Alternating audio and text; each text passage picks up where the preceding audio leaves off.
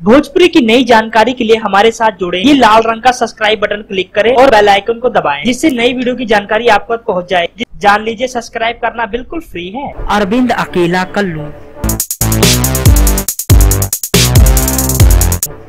जी हाँ दोस्तों, भोजपुरी का चमकता हुआ सितारा अरविंद अकेला कल्लू भोजपुरी के वो कलाकार हैं जिन्होंने अपने बाल के रूप में ही भोजपुरी ऑडियंस का दिल जीत लिया और बना दिया है बहुत ही बड़ा इतिहास। दोस्तों, इसमें एक के बाद एक सुपर डुपर हिट फिल्में भोजपुरी इंडस्ट्री को देते ही रहते हैं। दोस्तों, हाल ही में रवि किशन जी के साथ काम कर रहे हैं जिस फिल्म का नाम है राधे।